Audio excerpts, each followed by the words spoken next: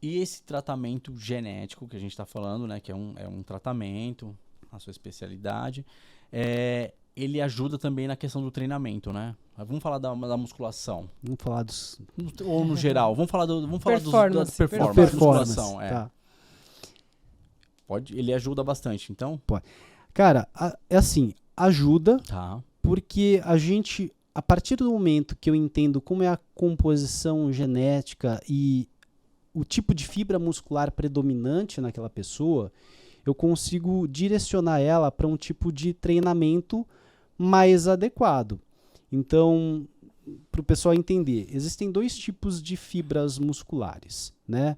Tipo 1, que é a lenta, normalmente é a fibra que ela utiliza muito bem oxigênio para produzir bastante ATP.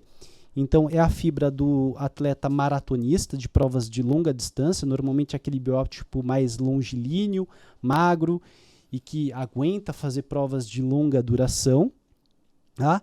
E tem a fibra muscular do tipo 2, que é a de contração rápida, que é normalmente da galera mais troncuda, que ganha massa muscular mais facilmente, do bodybuilder.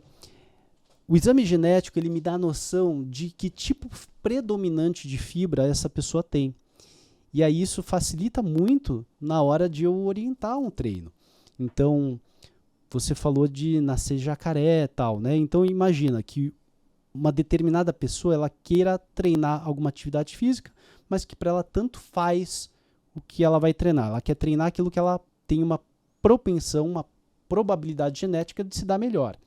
Eu conhecendo esse tipo de fibra que essa pessoa tem, essa variante genética, eu consigo fazer um aconselhamento para ela. Olha, vai para a maratona que você vai se dar melhor.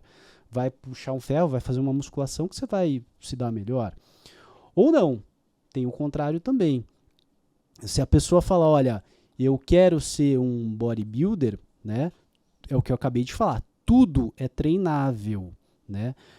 A pessoa pode até treinar uma musculação, mas é mais difícil ela chegar a ser algum dia um Cibão, um Dino da vida, né? Se ela tiver uma genética que não a favorece para isso. Mas ela pode sim, ainda que ela tenha uma genética para ser mais magra, ficar mais troncuda, esteticamente ficar mais forte.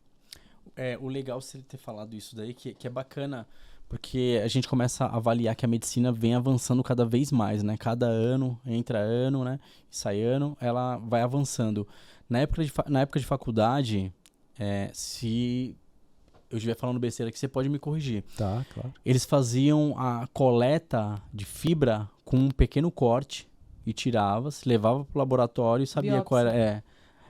Ia saber qual era o tipo 1 e o tipo 2. Então, eles faziam isso em laboratórios quando contratava-se jogadores, logo na categoria de base, para saber qual a predisposição dele, para colocar ele em certas posições. Então, se ele fosse um meio de campo ou um zagueiro, querer correr mais... Aliás, um zagueiro ele fica mais na retranca, então ele não correria muito. Se ele ficar de meio de campo ou um centroavante, teria que ter outro tipo de fibra. Então, eles começavam a avaliar dessa forma.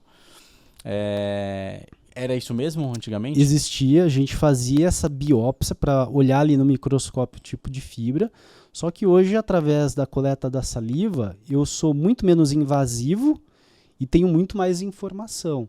Então eu fujo só de saber qual que é o tipo de fibra. É que eu me ative aqui a fibra muscular, né? Mas eu consigo entender como é que funciona o metabolismo daquela pessoa. Eu volto aqui na questão de nutriente que eu vou dar, né? O tipo de combustível que eu vou dar para aquele corpo, para que ele funcione melhor. Então a gente tem muitas outras informações através do teste genético, que não só da fibra. Tem várias informações. Uma delas é se a pessoa também tem uma predisposição à obesidade, isso também sai? Tem pessoas que têm predisposição genética à obesidade, portanto são aquelas pessoas que às vezes quando faz uma dieta, faz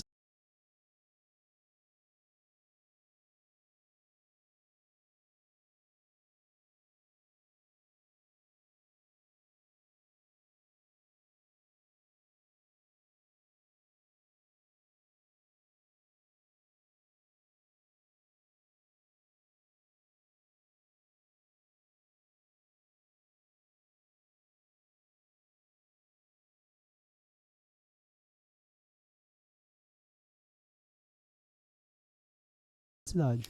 E aí você já vai se pré-policiando. Eu vou me pré-policiando. Aí já sabe quais alimentos que você encaixa. Sei alimento que eu encaixo, sei melhor hora que eu tenho que dormir, sei o que e quanto eu tenho que treinar, entendeu? Tudo isso são variantes que a gente vai encaixando na vida. O exame genético, gente, quando você faz o exame genético, isso é importante falar, ele não vai dar para o médico de vocês aí a fórmula, uma pílula mágica que vai facilitar a vida de vocês. Ele vai dar uma noção de como é que seu corpo funciona, para que você tenha atitudes mais proativas na tua vida e que essas atitudes que você tenha reverberem num resultado para você. Porque tem muitas pessoas, você mesmo como treinador, deve ter já escutado, nutrição, pô, eu faço isso e não vejo resultado. Exatamente. Muito. Mas será o que acontece? Isso que a pessoa tanto faz é uma padronização do que a maioria faz e dá certo. Mas e a individualidade dessa pessoa? Ela está sendo levada em consideração? Quais são as variantes, as problemáticas que ali dentro do organismo dela acontecem e que eu poderia estar fazendo de uma maneira diferente, mais individualizada, para que ela tenha o resultado que ela queira?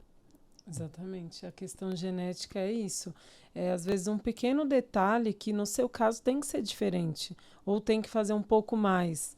E aí você está ali naquele padrão que a maioria das pessoas fazem e respondem, mas você não responde. Exato. Eu vou para uma pergunta pessoal. Já que você pegou e falou que tem essa predisposição, carboidrato, proteína ou gordura boa, qual é o melhor para você?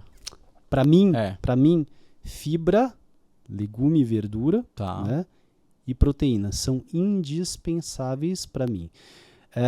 São alimentos, assim, gente, macro e micronutriente de maneira equilibrada é importante para todo mundo. Só que quando a gente fala de individualidade, tem coisas que são imprescindíveis para que eu coma e me mantenha mais saciado e com uma percepção maior de energia. No meu caso, Gustavo, específico, é proteína e fibra. Se nas minhas principais refeições faltar esses dois nutrientes, eu vou ter mais fome, entende? Então é aquela pessoa que, pô, às vezes o cara fez o prato legal, comeu direito, mas os ingredientes-chave da dieta dele ali faltaram.